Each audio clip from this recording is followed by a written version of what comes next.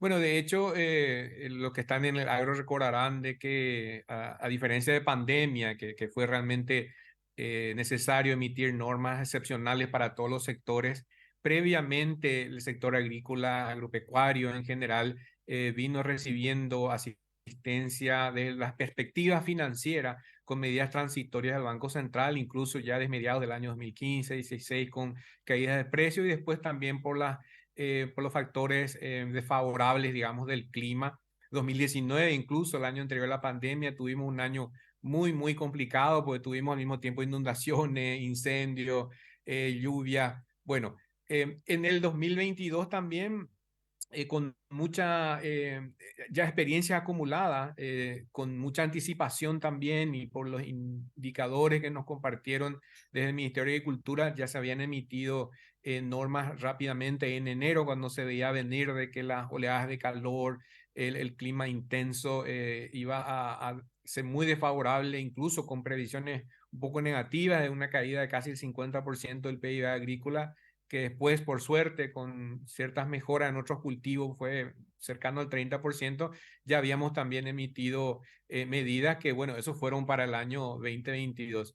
En esta oportunidad también el Ministerio de Agricultura, con bastante anticipación también, ya pidió asistencia al Banco Central en cuanto a crear el entorno favorable que permita que tanto proveedores de servicios financieros, los bancos y los productores agrícolas que estén afectados puedan negociar. Por estas lluvias que implicaron un deterioro inmenso en las cadenas logísticas, como también incluso en los factores de producción. Ya con anticipación, entonces el Banco Central ahora emite estas normas con vigencia hasta finales de septiembre. Obviamente que eso no implica que las renovaciones tengan que cortarse en ese mes, sino que la oportunidad de que, digamos, los productores se acerquen a sus entidades financieras está hasta septiembre. Entendíamos que incluso era un periodo un poco más de lo necesario, pero queríamos dar esa tranquilidad, esa certeza para que, digamos, los productores se acerquen a sus clientes. Para recordar nada más, y no quiero hacer muy complicado porque tenemos diferentes tipos de auditorio, ¿verdad? Lo que con esto estamos haciendo es facilitar el acomodo, el reacomodo, digamos, de las condiciones de un crédito, en el sentido de que si hace falta renovar, lo ideal sería acercarse a una entidad financiera antes incluso los primeros vencimientos y hacer las renovaciones usuales.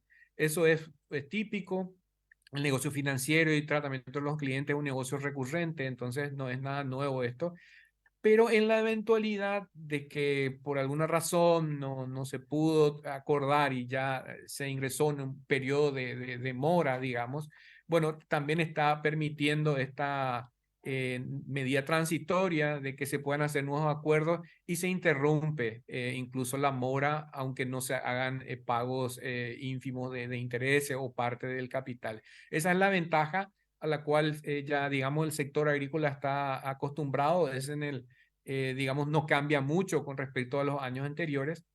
Desde la perspectiva cuantitativa, estadística, digamos, eh, alrededor de 270 millones de dólares, que sería como 1.5% de los créditos, vienen todavía con saldos de las medidas transitorias del año pasado.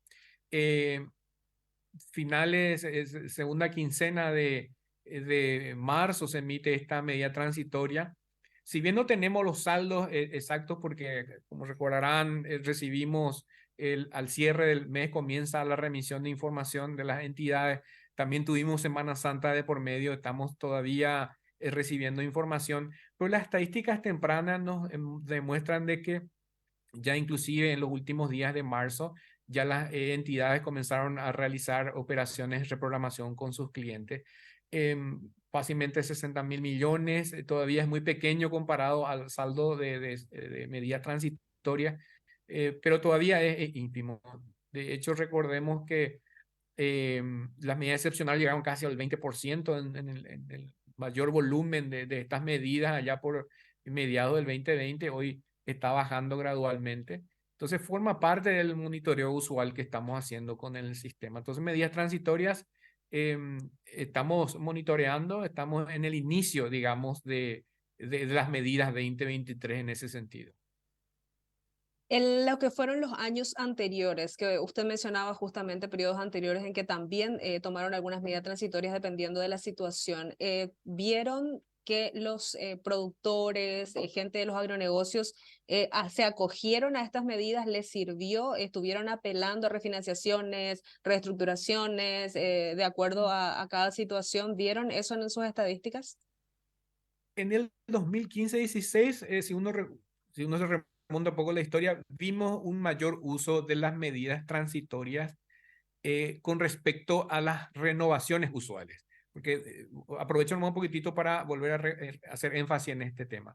Las renovaciones, o llámense refinanciaciones, reestructuraciones, son operaciones usuales, habituales del sistema. Y de hecho, los que están acostumbrados antes de cualquier vencimiento ya realizan estas operaciones.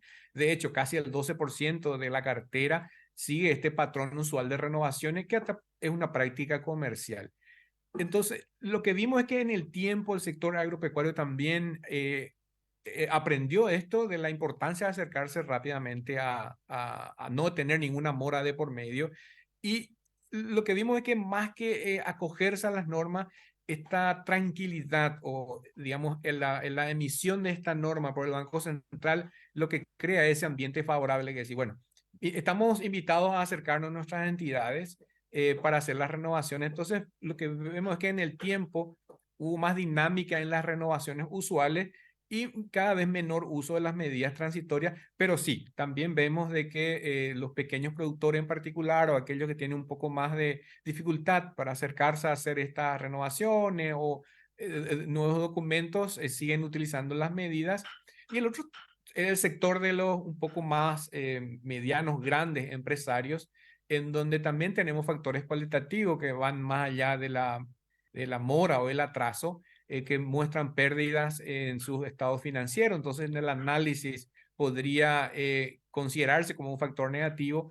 En estas normas también estamos permitiendo que las entidades dejen de considerar estas pérdidas siempre que sea comprobable y asociado a factores climáticos no perjudiquen la calificación del cliente. La idea en este caso es facilitar de ambos lados, ¿verdad? Tanto al lado de las entidades financieras, que no sea gravoso para ellos entrar en estas renegociaciones, y que también el sector pueda, agropecuario en particular, pueda mantener su calidad crediticia.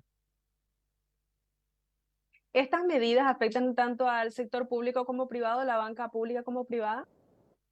Sí, está para todos los proveedores de servicios financieros, de préstamos, en especial para la banca pública. Hay un elemento no menor también ahí, que recordarán de que venimos con ciertas negociaciones con sectores que del 2015-16 tuvieron grandes reducciones de precios de los commodities y están tratando también de renegociar sus deudas con la banca pública. Esta resolución, por lo menos la de marzo 2023, también permite incluso esa capacidad de negociación de banca pública en ese sentido. Por el relato que hacía usted, superintendente, de alguna manera también este acercamiento que usted menciona entre los productores, gente de agronegocios, pequeños productores, mencionaba a sus entidades financieras, funciona de alguna manera también como un sistema de educación financiera, ¿no? Esta oportunidad de diálogo que se ha visto en los últimos años.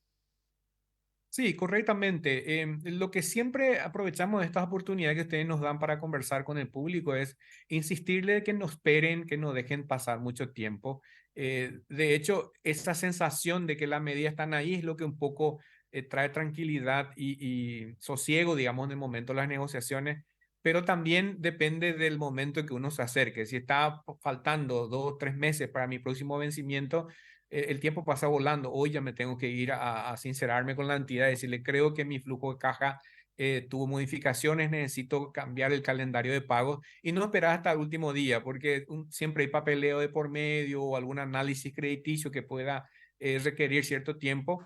Y eso fue lo que vimos nosotros como un mayor desarrollo del conocimiento de la clientela también, permitiendo, ¿verdad?, que haya más renovaciones bajo el esquema usual más que invocando las medidas. De todas maneras, están las medidas ahí en caso de que haya algún atraso, pero no es conveniente llegar a esa situación.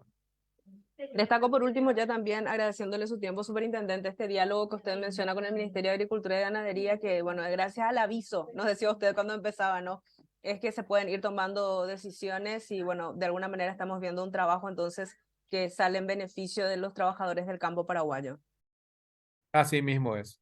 Trabajamos muy de cerca con las autoridades competentes y más todavía del sistema de administración de agricultura del país.